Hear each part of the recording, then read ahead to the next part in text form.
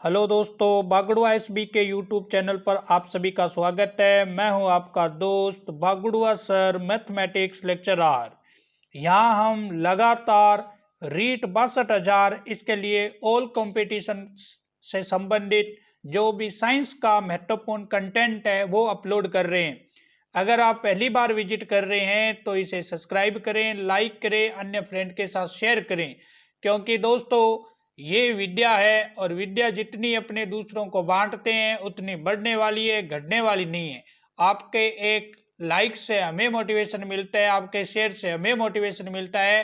तो हम आपके लिए इतनी मेहनत कर रहे हैं, तो आपका लाइक करने में कुछ भी नहीं जाता, तो लाइक जरूर करें और अन्य फ्रेंड के साथ शेयर जरूर करें, ताकि उन्हें भी कुछ अच्छे कंटेंट का, एक ऑथेंटिक कंटेंट का फायदा हो सके। तो दोस्तों आज हम बात करेंगे, क्योंकि कल से हमने न्यू टॉपिक स्टार्ट किया था साइंस का, स्ट्रक्चर ऑफ लिविंग ऑर्गेनिजम्स, उसका सेकंड भाग है। फर्स्ट भाग कल मैंने अपलोड किया था। अगर किसी दोस्त ने मिस कर दिया हो या नहीं देखा हो तो वो पहले इसे फर्स्ट भाग को देखें और उसके बाद इस सेकंड भाग को देखोगे तो आपको बहुत बढ़िया समझ में आएगा दोस्तों। तो बात करते हैं हम अपने कंटेंट पर। यहां देख सकते हो स्ट्रक्चर ऑफ लिविंग ऑर्गेनिज्म भाग सेकंड। क्या होता है दोस्तों इसका मतलब? सजीव की संरचना। तो कल कुछ कमेंट आए थे मेरे दोस्त के, तो उन्होंने कहा कि सर जो ये हम थोड़े आप ज्यादातर इंग्लिश टर्म ज्यादा यूज करते हो, तो थोड़ा हिंदी टर्म ज्यादा यूज किया करो ताकि हमें भी समझ आए। तो मैं आज ज्यादा से ज्यादा हिंदी टर्म यूज करूंगा ताकि सभी को फायदा हो सके। तो structure of living organism, Sanjeev की संरचना, इस टॉपिक पर हम चर्चा कर रहे थे। फर्स्ट भाग हमने कल चर्चा की, आज सेकंड भाग चर्चा करेंगे। इसके अलावा देखो, ये आप देख सकते हैं कि एनसीईआरटी और आरबीसी की पाठ्यक्रम पर आधारित है। ये एनसीईआरटी जो ऑल इंडियन बुक्स में ऑथेंटिक्स बुक मानी जाती है एग्जाम की दृष्टि से, उससे महत्वपूर्ण कंटेंट है जो तैयार किया हुआ आपके लिए, स्पेशल आपके लिए। तो अब देखिए दोस्तों, अब कुछ दोस्तों का यह भी कमेंट आता है कि सर आपके जितने भी साइंस के टॉपिक है, मैथमेटिक्स के टॉपिक है, वो उसकी प्लेलिस्ट हमें नहीं मिलती। तो आज मैंने यहाँ लिंक दे रखा है, साइंस प्लेलिस्ट। यहां से डायरेक्ट आप इस लिंक से साइंस के जितने भी यहाँ इस यूट्यूब भागड़ुआ एसबी के यूट्यूब पर जितने भी तमाम वीडियो पड़े आप सब देख सकते हैं। लिंक पर आपको क्लिक करना है। इसके अलावा दोस्तों second grade, first grade, paper second mathematics, जो यूट्यूब पर शायद ही किसी ने न्यूज सेलेक्ट कर रखी होगी, क्योंकि फर्स्ट पेपर की सब तैयारी करवाते हैं। यह मैथमेटिक्स का सेकंड पेपर, जो मैथमेटिक्स के स्टूडेंट है उन्हें पता है कि मैथमेटिक्स की जान आन शान है ये सेकंड पेपर। तो इसकी भी प्लेलिस्ट मैंने बना रखी है, इसका भी लिंक दे रखा है। अगर कोई दोस्त फर्स्ट सेकंड आरपीएससी द्वारा आयोजित फर्स्ट या सेकंड ग्रेड की तैयारी कर रहा है तो इस लिंक से वो डायरेक्ट मैथमेटिक्स के लगभग 90% कंटेंट यहाँ अपलोड है, 10% बाकी है जो हम लगातार सुबह 10 बजे अपलोड कर रहे हैं। इसके अलावा देखो दोस्तों, आज का मोटिवेशनल कोड, इस मोटिवेशनल कोड के बाद मैं आज की क्लास प्रारंभ करूंगा। पानी में गिरने से किसी की मृत्यु नहीं होती। पानी में गिरने से किसी की मृत्यु नहीं होती। मृत्यु तभी होती है जब तैरना नहीं आता। मृत्यु तभी होती है जब तैरना नहीं आता। परिस्थितियां कभी समस्या नहीं बनती। परिस्थितियां कभी समस्या नहीं बनती। समस्या तभी बनती है जब उनसे निपटना नहीं आता।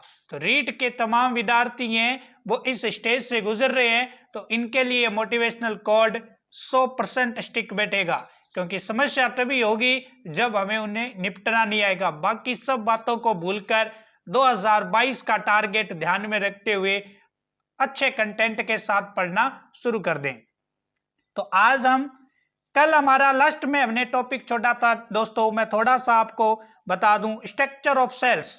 हम कोशिका की संरचना की बात कर रहे थे। मैंने आपको 3 टॉपिक बताए थे कि कोशिका कला, कोशिका द्रव्य, केंद्रक, सेल्स, मेम्ब्रेन्स, साइटोप्लाज्मा, न्यूक्लियस, इनकी बात कर रहे थे अपने। एक टॉपिक मैंने आपको पढ़ा दिया था, कोशिका कला। आज हम दूसरे टॉपिक की बात करेंगे आपके साथ, साइटोप्लाज्मा। अब साइटोप्लाज्मा कोशिका का भाग है, लेकिन इस साइटोप्लाज्मा कोशिका का सबसे महत्वपूर्ण अगर भाग कहें तो साइटोप्लाज्मा है, क्योंकि साइटोप्लाज्मा में बहुत सारे भाग हैं।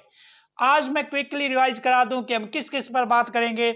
साइटोप्लाज्मा क्या होता है, माइटोकॉन्ड्रिया क्या होते हैं, लवक क्या होते हैं, इसके अलावा थाइलाकोइड्स की बात करेंगे, इसके अलावा हम स्ट्रोमा की बात करेंगे, इसके अलावा हम डीएनए की बात करेंगे, लाइसोसोम की बात करेंगे, अंत्यद्रव्य जालिका की बात करेंगे, उसके अंदर राइबोसोम की बात करेंगे, खुदरी जालिका, चिकनी जालिका। इन सभी तमाम छोटे छोटे टॉपिकों को मैं आपके साथ पूरा शेयर करूंगा। इसके अलावा सुसाइड बैग्स की भी बातें करेंगे, तो क्लास में बने रहिए। और अगर आप पहली बार विजिट कर रहे हैं तो इसे सब्सक्राइब जरूर करें। तो सबसे पहले हम बात करते हैं साइटोप्लाज्मा की दोस्तों, कि साइटोप्लाज्मा क्या होता है। जो हिंदी मीडियम के मेरे दोस्त हैं उनको मैं बता दूं, साइटोप्लाज्मा को बोलते हैं दोस्तों कोशिका द्रव्य। क्या बोलते हैं दोस्तों? कोशिका द्रव्य। साइटोप्लाज्मा को कोशिका द्रव्य बोलते हैं।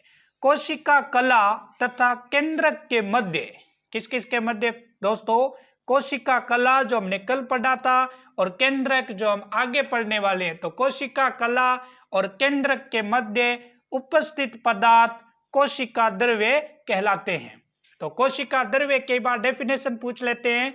तो कोशिका कला और केंद्रक के बीच का जो कोशिका का भाग होता है, कोशिकांग होता है, उसको हम कोशिका द्रव्य कहते हैं।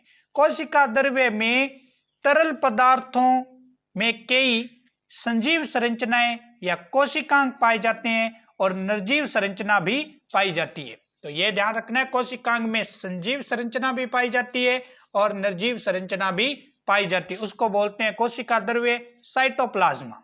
अब इस साइटोप्लाज्मा के दोस्तों बहुत सारे भाग होते हैं, जैसे माइटोकॉन्ड्रिया हो गया, लवक हो गया।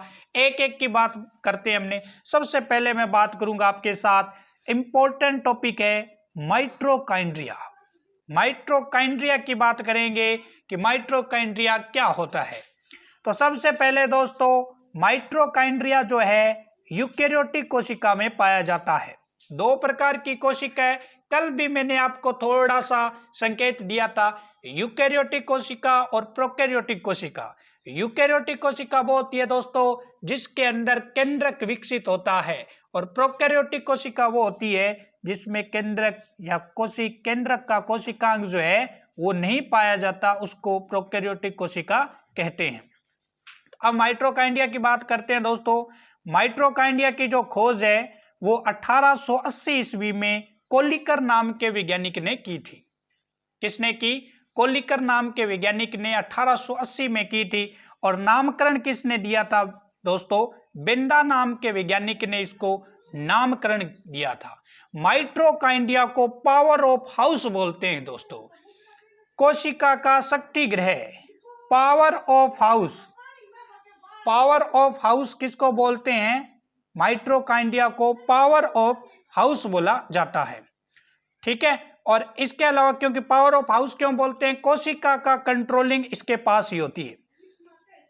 एक ही जीव की विभिन्न कोशिकाओं में इनकी संख्या अलग अलग होती है।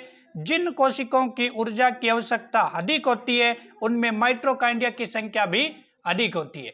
तो एक ही कोशिका के अंदर माइटोकॉन्ड्रिया की संख्या अलग अलग हो सकती है। जिन कोशिकाओं में ऊर्जा की संख्या अधिक होती है उनमें माइटोकॉन्ड्रिया की संख्या भी अधिक होगी। इसका नामकरण किसने किया था? बेंदा ने। खोज की थी कोलिकर ने। इसके अलावा देखिए दोस्तों, माइटोकॉन्ड्रिया जो है वो धुरी झिल्ली युक्त है। कैसी है? डबल झिल्ली है, डबल झिल्ली से युक्त होता है। इसके अलावा इसमें कुछ इंपॉर्टेंट है क्वेश्चन, 2018 रीट में क्वेश्चन पूछा गया था कि क्रिस्टी क्या होती है। क्रिस्टी, ये क्वेश्चन रिपीट हो चुका है क्रिस्टी, और एसएससी में भी कई बार ये क्वेश्चन पूछ लिया गया। तो बात करते हैं क्रिस्टी की। तो माइटोकॉन्ड्रिया धुरी झिल्ली युक्त कोशिकांग है। झिल्ली चिकनी व समतल होती है तथा आंतरिक झिल्ली इसकी गुहा की ओर उंगली के समान वलन निकले होते हैं। इसके अंदर जो झिल्ली होती है ना दोस्तों माइटोकॉन्ड्रिया के अंदर, उसमें कुछ वलन निकले होते हैं। क्या निकले होते हैं? वलन निकले होते हैं। इन वलन को ही क्या बोलते हैं? क्रिस्टी बोलते हैं। और क्रिस्टी की सतह पर असंख्य कण लगे होते हैं जिनको ऑक्सीसोम बोलते हैं। जो वलन होते हैं उनको तो क्या बोलते हैं? क्रिस्टी। और इस क्रिस्टी पर बहुत सारे कण होते हैं, उनको क्या बोला जाता है दोस्तों? ऑक्सीसोम बोला जाता है। क्रिस्टी पर बहुत सारे कण होते हैं, उनको क्या बोलते हैं? ऑक्सीसोम बोलते हैं। क्रिस्टी का मध्य भाग जो होता है उसको अधात्री या मैट्रिक्स बोलते हैं। क्रिस्टी पर बहुत सारे कण होते हैं, वो ऑक्सीसोम होते हैं। क्रिस्टी पर या क्रिस्टी का जो मध्य का भाग होता है उसको क्या बोलते हैं? मैट्रिक्स। और हिंदी में बोलते हैं अधात्री। अधात्री बोला जाता है दोस्तों। इसके अलावा देखें कि माइटोकॉन्ड्रिया में क्या कुछ होता है, तो माइटोकॉन्ड्रिया के अगर देखें कि स्ट्रक्चर के अंदर की माइटोकॉन्ड्रिया में क्या कुछ हमें मिल सकता है, तो लगभग 65 से 70% माइटोकॉन्ड्रिया का 65 से 70% भाग जो होता है वो प्रोटीन का बना होता है दोस्तों। किसका? प्रोटीन का बना होता है। 25% भाग जो है वो किसका बना होता है? फास्फोलिपिड का। किसका बना होता है? फास्फोलिपिड का। इसके अलावा इसमें 0.5% आरएनए पाया जाता है दोस्तों। 0.5% आरएनए पाया जाता है।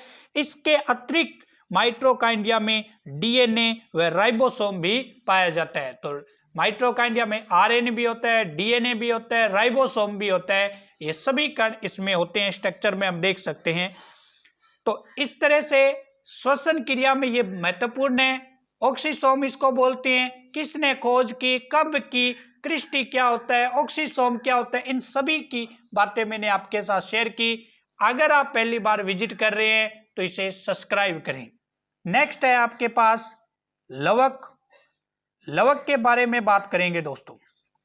लवक जो होते हैं आपने पढ़ा होगा छोटी कक्षाओं में या कंपटीशन एग्जाम में भी कि हरित लवक, वर्णी लवक, अवर्णी लवक, ये सब लवक के प्रकार होते हैं दोस्तों।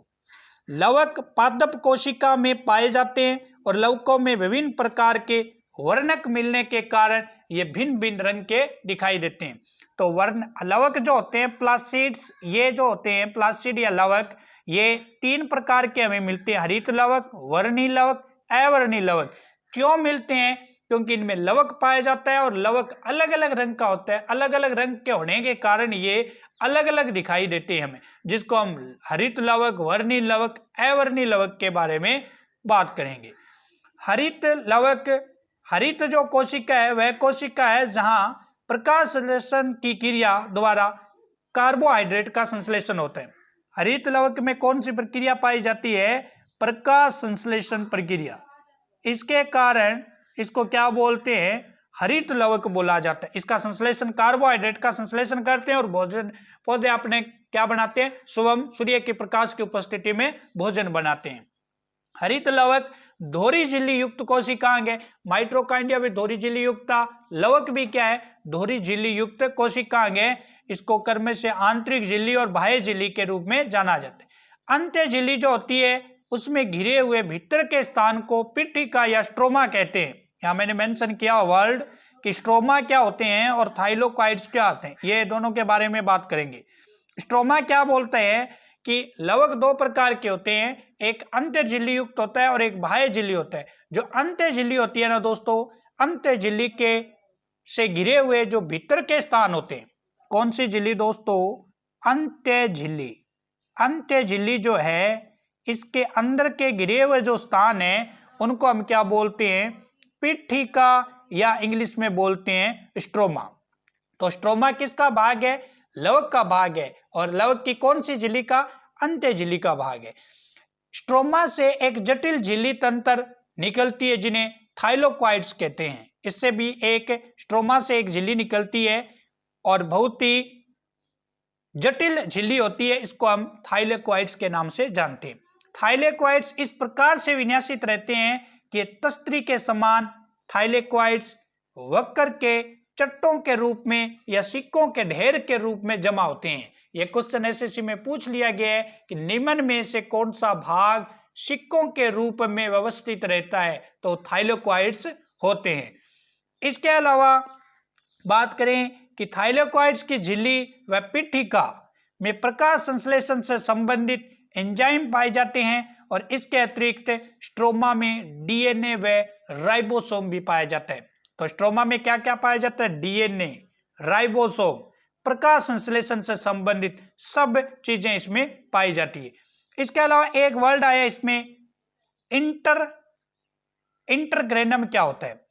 तो इंटरग्रेनम के बाद में मैंने पहले बताया अभी आपको कि स्ट्रोमा जो है इसके अंदर बहुत सारे कण पाए जाते हैं थाइलेकोइड्स सिक्कों के ढेर के रूप में व्यवस्थित रहते हैं और इस व्यवस्थित को ही ग्रेना कहते हैं। जब दो ग्रेना आपस में जुड़ जाते हैं तो इसको इंटरग्रेनम कहते हैं। दो ग्रेना आपस में जुड़ते हैं तो इसको क्या बोलते हैं दोस्तों? इंटरग्रेनम बोलते हैं। नेक्स्ट देखते हैं हम। उसके बाद हमारे पास तीसरा टॉपिक आता है लाइपोसोम। लाइपोसोम क्या होता है इसके बारे में बात करेंगे। लाइपोसोम की अगर बात करूं मैं दोस्तों तो लाइपोसोम के खोज करने वाले वैज्ञानिक का नाम था डी ड्यूवे के द्वारा इसकी क्या की गई थी? खोज की गई थी। लाइसोसोम एकल झिल्ली युक्त कोशिकांग है। कैसा है? एकल झिल्ली। कैसा कोशिकांग है दोस्तों? एकल झिल्ली युक्त कोशिकांग है। बाकी हमने माइटोकॉन्ड्रिया और लवक पढ़ा वो दोहरी झिल्ली था, ये एकल झिल्ली युक्त कोशिकांग है। लाइसोसोम का जो क्वेश्चन बनता है वो बनता है किसमें? सुसाइड बैग को लेकर, आत्मघाती थैली को लेकर। क्योंकि क्या होती है आत्मघाती थैली या सुसाइड बैग्स, इसके बारे में देखते हैं कि लाइसोसोम में इसमें कणीय द्रव भरा रहता है जिसमें कई जल अपघटनी एंजाइम पाए जाते हैं जो शर्करा, वसा, प्रोटीन या न्यूक्लिक अम्ल का क्या कर देता है? अपघटन कर सरल अणुओं में तोड़ देता है। कौन है? लाइपोसोम। क्योंकि इसमें क्या पाए जाते हैं? कणीय द्रव पाए जाते हैं। लाइसोसोम क्षतिग्रस्त व मृत कोशिका या कोशिकाओं के अपघटन का कार्य भी करता है। जो भी कोशिकांग के अंदर जो कोशिकाएं मृत हो चुकी है, क्षतिग्रस्त हो गई है, उनका अपघटन कौन करता है दोस्तों? लाइसोसोम करते हैं। इसी के कारण लाइसोसोम को सुसाइड बैग या आत्मघाती थैली के रूप में जाना जाता है, क्योंकि लाइसोसोम की झिल्ली के फटने पर एंजाइम उस कोशिका का पाचन कर देते हैं जिसमें लाइसोसोम स्थित होते हैं। इसी को ही सुसाइड बैग या आत्मघाती थैली के नाम से जानते हैं। नेक्स्ट एक छोटा सा टॉपिक और मेंशन है हमारे पास, अंत्यद्रव्य जालिका। अंत्यद्रव्य जालिका दो प्रकार की होती है, एक खुरदरी जालिका होती है और एक चिकनी जालिका होती है। कोशिका के केंद्रक और कोशिका कला के मध्य, ध्यान रहे, कोशिका कला तथा केंद्रक, कोशिका कला व केंद्रक के मध्य सूक्ष्म नलिकाओं की जालिका को ही अंत्यद्रव्य जालिका कहते हैं। इनकी भित्ति एक झिल्ली की होती है और अंत्यद्रव्य जालिका दो प्रकार की, एक खुरदरी और एक चिकनी जालिका होती है। और खुरदरी जो जालिका होती है इसकी सतह पर राइबोसोम पाए जाते हैं दोस्तों। राइबोसोम कौन सी जालिका पर पाए जाते हैं? खुरदरी जालिका पर। और ये प्रोटीन संश्लेषण का कार्य भी करते हैं। चिकनी अंत्यद्रव्य जालिका की सतह पर राइबोसोम का अभाव होता है और ये वसा व लिपिड अणुओं का संश्लेषण करती है। तो राइबोसोम किस पे पाए जाते हैं? खुरदरी जालिका पर। और चिकनी जालिका पर राइबोसोम नहीं पाए जाते, इसलिए ओनली फॉर वसा और लिपिड अणुओं का संश्लेषण कौन सी जालिका करती है? चिकनी। अंत्यद्रव्य जालिका कोशिका द्रव्य में विभिन्न क्षेत्र या कोशिका द्रव्य व केंद्र के मध्य पदार्थों के परिवहन का काम भी कौन करती है? परिवहन, यातायात। इसे कोशिका को, अंत्यद्रव्य जालिका को कोशिका का यातायात भी बोलते हैं, क्योंकि यह पदार्थों का क्या करवाती है? परिवहन। पदार्थों का परिवहन करवाने का काम कौन करती है? अंत्यद्रव्य जालिका करती है। इसके अतिरिक्त ये गोल्जी काय का निर्माण भी करती है। तो गोल्जी काय का निर्माण कौन करती है दोस्तों? अंत्यद्रव्य जालिका। तो ये थे हमारे 4 मेंशन टॉपिक जो मैंने आपके साथ शेयर किए। और अगर पहली बार है तो चैनल को सब्सक्राइब कर लें और इसे शेयर जरूर करें दोस्तों। देख सकते हो आप। Thanks watching my video. Subscribe करें, लाइक करें, शेयर करें। इसके अलावा आप यहाँ से पीडीएफ लिंक डाउनलोड कर सकते हो। फेसबुक पेज का लिंक आपको मिलेगा, टेलीग्राम लिंक मिलेगा। कहाँ मिलेगा? डिस्क्रिप्शन में या पहले ही कमेंट में आपको मिल जाएगा। वहां से आप इसको लिंक पर जाकर, क्योंकि ये फेसबुक जो पेज है इस पर प्रतिदिन ऑल कंपटीशन में आए हुए 10 महत्वपूर्ण क्वेश्चनों को प्रतिदिन शेयर किया जाता है। वहां से आप उनका आंसर जान सकते हो। इसके अलावा उनसे संबंधित जो भी कॉन्सेप्ट है वो भी नीचे ऐड किया होता है। तो कल मिलते हैं इसी टाइम इसी चैनल पर एक नए टॉपिक के साथ। तब तक के लिए धन्यवाद दोस्तों।